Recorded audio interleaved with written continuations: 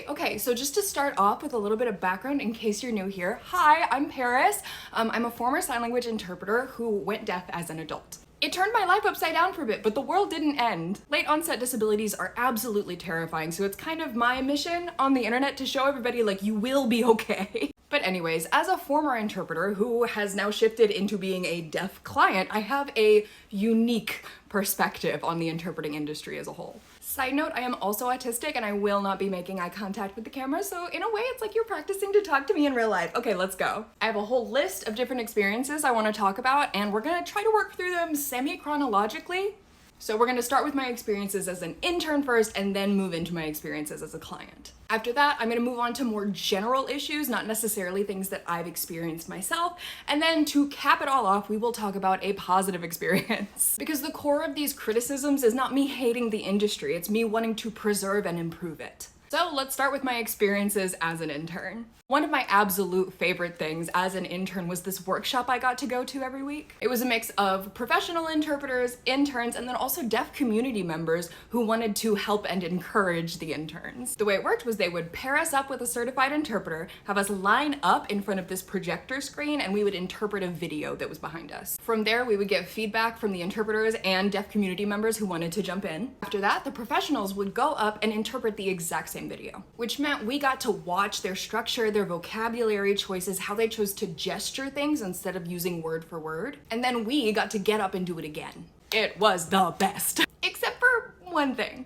There was one pro who for some reason had a standing invitation. She wasn't always there, but when she was, she made sure we knew about it. She did this by stopping the workshop entirely to interpret a song for a captive audience. There was no discussion, there was no feedback, there was no interns, try it yourself. It was I almost said her name, it was that interpreter's little show. There were two deaf community members who made a show of like getting up and walking out every time she started, and I guarantee you she didn't notice it once. So she had a habit of ruining the intern's favorite workshops, but she also ruined one of our favorite assignments as well. We got to interpret at the Renaissance Festival, which was so much fun, but before I get into it, I need to explain a couple things. The laws and codes surrounding interpreting are super strict and so important. And one of those laws is interns can interpret as an assignment, but they need to have a certified interpreter present. So if the intern gets nervous and chokes or just doesn't really know the subject material that well, the certified interpreter can take over completely.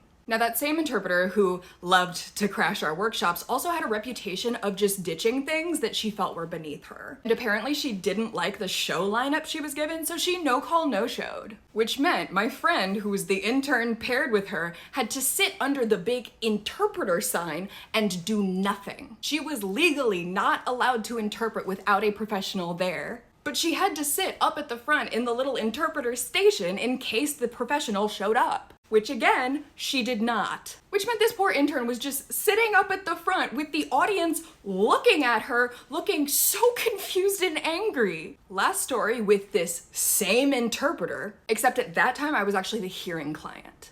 I was at this amazing lecture by this guy who was talking about what it was like growing up deaf in Nigeria. Fascinating, we love learning about world cultures. Now, this man in particular preferred to present using SIMCOM. SIMCOM stands for simultaneous communication, and it basically just means that you're speaking and signing at the same time. Super common with deaf people who prefer to use their voices in their everyday lives, and people who really don't want their words to be misinterpreted. It's actually my preferred way of giving presentations as well. But Little Miss Ego, Queen Show-Off of the Houston area, was not okay with not getting to showcase the full range of her talent to a room full of interns. So the lecturer was SIMCOMing, talking while he's signing, and Little Miss Ego just talked over him the whole time. And she was so persistent about it that he gave up and stopped speaking. Which, on top of being disheartening and super disempowering, also had an additional unintended effect. Because one of the people attending that lecture was a hard of hearing ASL1 student. She was sitting up at the front so she could lip read the presenter because she didn't know sign yet. Anyways, because of how these events are set up, the interpreter was sitting in the front as well, facing the presenter, so the ASL1 student could not see her lips. Now this girl is relying solely on her hearing aid, so she actually asked the interpreter to speak up a little bit. This was met with an eye roll I could see from across the room. A little later, the lecturer opened up the floor for questions, and one of the people who had one was the ASL1 student. Miss Ego was apparently still salty about receiving negative negative feedback about her volume. So she responded to this ASL1 student's question with, "Can you speak up?" Like literally just mocking this girl in front of all of us. Okay, so now moving on to my experiences as a deaf client. So I had to make a phone call one time, and it was for a pretty sensitive subject. And just as a reminder, one of the ways that deaf people make phone calls is through something called VRS. It stands for Video Relay Service, but the easiest way to break it down is I'm basically on FaceTime with an interpreter, and the interpreter is on a headset so that they can be on the phone with whoever I'm calling. Everything I sign to them, they say to the person on the phone. Everything the person on the phone says, they sign to me. Now again, this phone call was a really sensitive subject, so I actually stopped the interpreter from even connecting the call when they first popped up on my screen. I could not be misinterpreted on this call. So I gave the interpreter a full background overview, names of people involved, subject matter, what happened, before we're even talking to anyone. To say I was nervous about this call would be an understatement. Once I had given that full background overview, we went ahead and connected the call. Most people don't know what VRS is, so I usually start my calls by kind of explaining like, "Hi, I'm deaf, you're hearing an interpreter's voice." So I'm doing that, and I can read the interpreter's lips, she's doing a great job. And then the person on the other end started talking, and she did not sign a single word, and just started answering questions for me. From what I could lip read, it seemed like she was just further explaining that she was an interpreter, but like, oh my God. I felt so disempowered. I was already so nervous about this call, and now she's just talking for me without even checking in with me. So I just hung up so I could be reconnected with a different interpreter. Went through the same spiel again, giving the background information before connecting the call, and that time it went perfect. It was so smooth. But that first call felt like a slap in the face. Lastly, I have been told to my face that I am a difficult client because I stand up for myself. I absolutely, unequivocally refuse to work with interpreters with an ego because of my experiences as an intern. However, I have immense patience for interpreters who are maybe rusty or a little new at this and need to ask a bunch of clarifying questions. Lord knows I know interpreting is hard. So 99 times out of 100, I am so down to work with you as a team to convey the most accurate message. However, if you come in with a giant head and for some reason I'm not able to replace you, ooh, I'm gonna knock you down a peg. You will receive extensive feedback.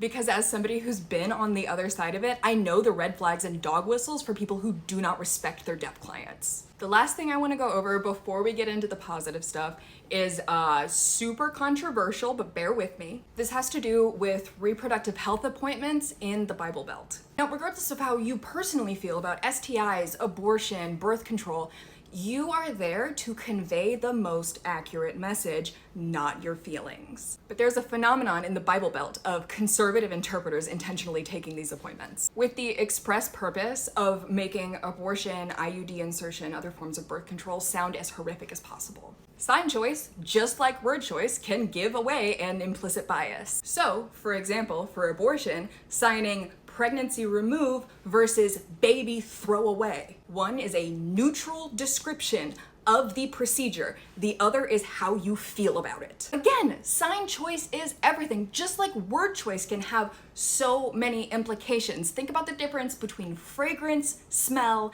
and stench. And if you are unable to remain neutral about a topic, you should not be taking that assignment. And that goes in every direction. If you're super liberal and you're asked to interpret at the RNC and you don't think you can stay neutral, don't take it. Okay, lastly, a super positive experience I've had. It's something that I love so much, and I have so much respect for interpreters who manage to pull it off. I was making a phone call one time because I was just so excited about something, and I wish I could remember what it was. But the interpreter popped up on my screen, I gave a little bit of background, and then we connected the call to one of my best friends. Now, when I'm excited, I sign at the speed of light, and I was so impressed with the interpreter's ability to keep up. Especially considering they're looking at a 2D screen, I'm not physically in front of them. But right after we hung up, my friend texted me to let me know that not only was that interpreter doing great with inflection and keeping up, but she was literally matching my speech patterns. Like, it literally sounded like my friend was talking to me. Brilliant, hats off, no notes, and I wish my friend had told me while we were still on the call so I could have asked for the interpreter's ID number and sent compliments to their boss. Anyways, in conclusion, the rise in popularity of ASL on social media has led to some serious egos in the interpreting industry. And the rise of political polarization has also led to intentional miscommunication. As the deaf client, We deserve a neutral, objective interpretation. A great interpreter can absolutely make my day. A bad one will ruin my week. And my views on what makes a good or bad interpreter is not solely based on skill level. It's all attitude. To a reasonable extent, of course. If you're just like horrible at your job, we're gonna have problems. Anyways, thank y'all so much for watching. As a reminder, I am not just a content creator, I am also an artist. And if you want to support me, my content, and my art all at the same time, I have a Patreon link below. There is also a free level if you want updates but don't necessarily have the money right now. Anyways, consider liking and subscribing and maybe even checking my band out on Spotify. We just released our first album. I'll link that below as well. Anyways, thanks again. Y'all are the best. Okay, I love you. Bye. When you call